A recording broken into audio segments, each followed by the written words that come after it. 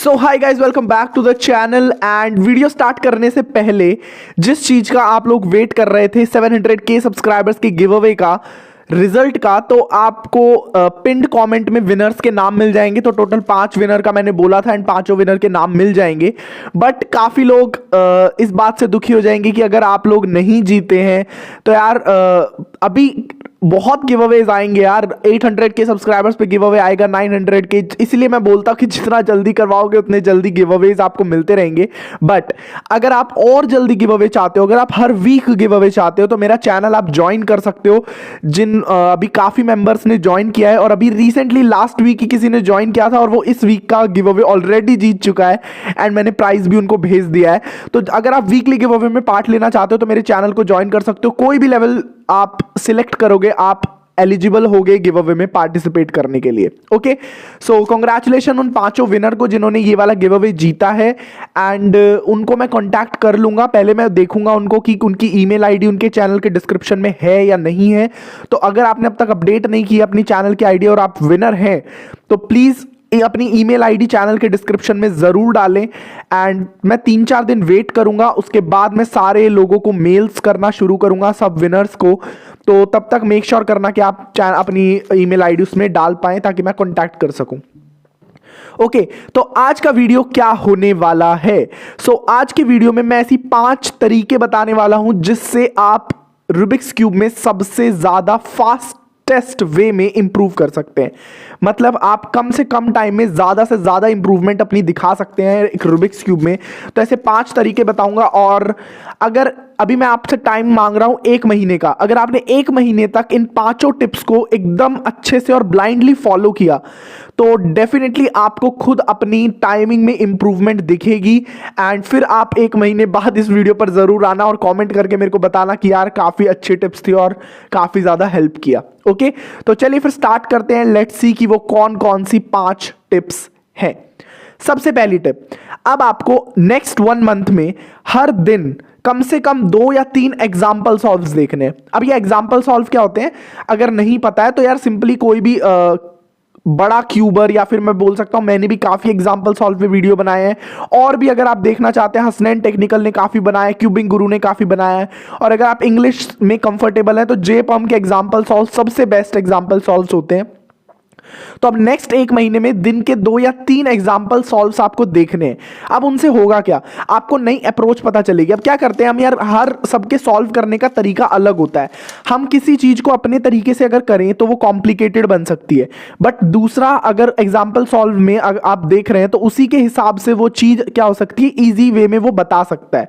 तो example solve का काफी फायदा होता है। मैंने अपनी, जब मैं इंप्रूव कर रहा था और मैं सब 20 नहीं हो पा रहा था, अराउंड सब 25 था, तो मैंने एग्जाम्पल सॉल्व्स भर के देखे और उसके बाद मुझे इतनी इंप्रूवमेंट अपने अंदर दिखी कि मेरे कुछ महीने और कुछ दिनों की प्रैक्टिस के बाद ही मैं सब 20 हो पाया था।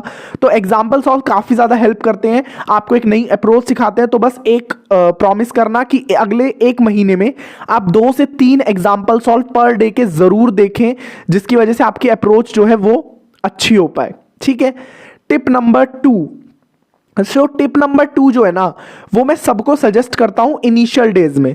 मतलब अगर आप बिगिनर हैं, इंटरमीडिएट भी हैं, तो भी मैं सजेस्ट करता हूं, अगर आप सेम तरीका अब तक फॉलो नहीं करते हैं, कि आप क्रॉस को इंस्पेक्शन टाइम में नहीं बनाते हैं। अब इसका मतलब ये नहीं है कि आप क्रॉस को देख लिया आपने और आप इंस्पेक्शन टाइम में, जैसे मैं इस क्रॉस की बात करता हूं, ये वाला क्रॉस है हमारा। अब जैसे मैं इंस्पेक्शन टाइम बंद होगा ना, तो अगर कोई मेरे को बोल दे कि आंख बंद करके इस क्रॉस को बना के दिखा, तो भी मैं बना पाऊं। मतलब ऐसा रिकॉग्निशन आपको क्रॉस में चाहिए। जनरली मैं सजेस्ट क्या करता हूं, जैसे अभी मैंने 1 मंथ का आपको टाइम मांगा है, तो आपको करना क्या है, आप जब भी प्रैक्टिस सॉल्व करें, या प्रैक्टिस सॉल्व नहीं, आप सिर्फ अगर क्रॉस को प्रैक्टिस कर रहे हैं तो क्या ट्राई करना है कि क्यूब को स्क्रैम्बल होने के बाद इंस्पेक्शन टाइम जब आप कर रहे हैं ना, तो आपको क्रॉस को मेमोराइज कर लेना है कि कौन सी एज कहां पर है। मान लो रेड यहां पर है, ग्रीन यहां पर है, ब्लू यहां पर है and orange one is this. तो हमें क्या करना है, क्रॉस को मेमोराइज कर लेना है। इसके बाद क्रॉस को मेमोराइज करने के बाद इंस्पेक्शन टाइम खत्म होने के बाद आपको ब्लाइंड फोल्ड हो जाना है या फिर अपनी आंखें बंद कर लेनी है और फिर ट्राई करना है कि आप क्रॉस को बना पा रहे हैं या नहीं। मतलब आपको जो एज पीस है उनकी पोजीशन याद है या नहीं है। इससे फायदा पता है क्या होता है, अभी आपको इनिशियल डेज में फायदा फायदा नहीं लगेगा कि यार आंख बंद करके क्या जरूरत है, हम तो नॉर्मली भी कर सकते हैं। इससे फायदा ये होता है, अब मान लो मेरी आंख बंद है और मैं क्रॉस को फॉर्म कर रहा हूं, जैसे मैं अभी बना के दिखाता हूं आपको। सो मैंने क्रॉस को फॉर्म किया, तो आंख बंद करूंगा ना जब मैं, या फिर मैं अगर इन क्रॉस पीसेस पे ध्यान नहीं दूंगा तो मेरा ध्यान मैं दूसरी जगह पर लगा सकता हूं, और जनरली ये हेल्प करता है फर्स्ट F12 पेयर को ढूंढने में। तो अगर मेरे को क्रॉस में अपनी दिमाग नहीं लगाना, मैंने पहले क्रॉस एजेस देख लिए हैं और मैं उनको ब्लाइंड फोल्डेड भी सॉल्व कर सकता हूं, इतनी कैपेबिलिटी है, तो मैं क्या करूंगा, मेरा ध्यान क्रॉस पीसेस पे नहीं रहेगा, मेरा ध्यान रहेगा फर्स्ट F12 पीस पे। तो बेसिकली ये जो प्रैक्टिस है, एक्सरसाइज भी बोल सकते हैं, ये बेसिकली आपके लुक अहेड को इंप्रूव करने के लिए है, वो भी आपका फर्स्ट F12 पेयर जो होगा। तो फर्स्ट F12 पेयर जितना जल्दी आपको मिल पाएगा और आप ज्यादा जल्दी टाइम वेस्ट नहीं करेंगे तो उतना ही आपकी इंप्रूवमेंट ज्यादा होगी, और आपको खुद दिखने लग जाएगा आपकी टाइमिंग कितनी इंप्रूव हो रही है। क्योंकि हमारे में सबसे ज़्यादा प्रॉब्लम क्या आती है इनिशियल स्टेज में, हम क्रॉस फॉर्म करते हैं और उसके बाद 1-2 सेकंड का पॉज लेते हैं फर्स्ट F12 पेयर ढूंढने में, ठीक है। तो लुक अहेड को जितना इंप्रूव करना है तो उससे ये वाली प्रैक्टिस मेरे को काफ़ी सही लगती है। इनिशियल डेज में मैंने काफ़ी की है कि आपको क्रॉस को ब्लाइंड फोल्डेड मैनिपुलेट करना है और इंस्पेक्शन टाइम में ही एकदम सोच लेना है कि कहाँ पर एज पीसेस, और फिर एग्जीक्यूट करके देखना है। 1 महीने तक ट्राई करो और क्रॉस को ब्लाइंड फोल्ड सॉल्व करने की प्रैक्टिस करो। उसके बाद क्या करना है, जब आप क्रॉस को ब्लाइंड फोल्डेड एकदम अच्छे से सॉल्व कर पा रहे हो तो क्या करो, क्रॉस को सॉल्व करने के बाद तुरंत अपना फर्स्ट F12 पेयर देखो, यानी कि आपको F12 पेयर पे ध्यान रखना है कि वो कहाँ जा रहा है। ओके, तो इससे आपके लुक अहेड में काफ़ी ज़्यादा इंप्रूवमेंट हो जाएगी। थर्ड टिप जो कि काफ़ी इंपॉर्टेंट है बट काफ़ी लोग इसको सीरियसली नहीं लेते हैं, बट मैं हर वीडियो में एम्फसाइज इस पर करता हूं कि रीग्रिप्स को जितना हो सके फोकस करो रीग्रिप्स पर, और ट्राई करो कि आप रीग्रिप को कम से कम करो। अब हम क्या करते हैं जनरली, जैसे हमारी OLL है, मैं एक बार आपको दिखाता हूं। जैसे मान लो ये वाली OLL है, जैसे मैंने इस OLL को किया ना, हम क्या करते हैं रीग्रिप में प्रॉब्लम करते हैं। रीग्रिप क्या होती है, जैसे मैं आपको एक बार दिखाता हूं। हाँ, जैसे मान लो ये वाली हमारी एक बार OLL को मैं क्रिएट करता हूं। हाँ, मान लो ये वाली OLL है। अब क्या करूंगा, मैं इस OLL को सॉल्व करूंगा, और कभी कभी क्या होता है कि मेरे हाथ, या फिर मैं बोल सकता हूं मेरी जो लास्ट मूव होता है उसके बाद मेरी ऐसी सिचुएशन बन जाती है कि मैं PLL को सॉल्व करने के लिए अपने हाथ की पोजीशन को चेंज करता हूं। इसको बोलते हैं रीग्रिप। तो फोकस करो रीग्रिप पर कि आप रीग्रिप ऐसे करो कि आपकी टाइम वेस्ट ना हो। कभी कभी हम क्या करते हैं, हमारी रीग्रिप इतनी बेकार होती है कि नई एल्गोरिदम लगाने के चक्कर में हम 1-2 सेकंड वेस्ट कर देते हैं। हमें पता है वो सिचुएशन क्या है, आपका लुक अहेड भी काफी ज्यादा अच्छा है, बट प्रॉब्लम आ जाती है रीग्रिप में। तो रीग्रिप को जितना इंप्रूव हो सके उतना इंप्रूव करो, और ये आप इंप्रूव कब कर पाओगे, जब आप हर एंगल से देख पाओगे कि मान लो अगर मेरा OLL ये है और PLL आ रहा है उसके बाद, जैसे मान लो ये वाला मैंने PLL किया, बेसिक मैं टू लुक की बात कर रहा हूं, और मेरे को अब सिंपली रीग्रिप करना है। तो देखो ऐसे था हाथ, ऐसे रीग्रिप किया, तो ऐसे रीग्रिप करने के टाइम पर ही आप स्टार्ट कर दो ना यार अपनी नई एल्गोरिदम। तो बेसिकली मैं यही कह रहा हूं कि रीग्रिप को आप ऐसे, रीग्रिप करना तो आप नहीं छोड़ सकते, डेफिनेटली क्यूबिंग कर रहे हो रीग्रिप करनी पड़ेगी, बट रीग्रिप को ऐसा ट्रांसफॉर्म करो कि आपका टाइम वेस्ट ना हो दूसरी ग्रिप करने में, दूसरी एल्गोरिदम को लगाने के स्टार्टिंग में, ठीक है। फोर्थ टिप जो कि सबसे ज्यादा टाइम कंज्यूमिंग चीज क्या होती है क्यूब को सॉल्व करने में, F12। तो फोर्थ टिप मैं ये बोलूंगा कि आपको अब नेक्स्ट 1 मंथ F12 पर बहुत ज्यादा फोकस करना है।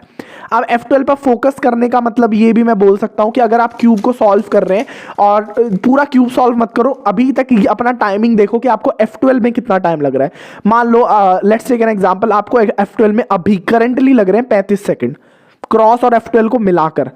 तो ट्राई करो नेक्स्ट के 1 मंथ में आप F12 को 28 सेकंड 27 सेकंड तक लेकर आओ, यानी 7 से 8 सेकंड को रिड्यूस करो। अब इसको रिड्यूस करने का मतलब क्या है, कैसे आप रिड्यूस कर सकते हो, तो उस पे मैंने काफी F12 ट्रिक्स पर काफी वीडियो बनाए हुए हैं, आपको काफी पसंद भी आ सकते हैं और काफी ज्यादा हेल्प भी करेंगे।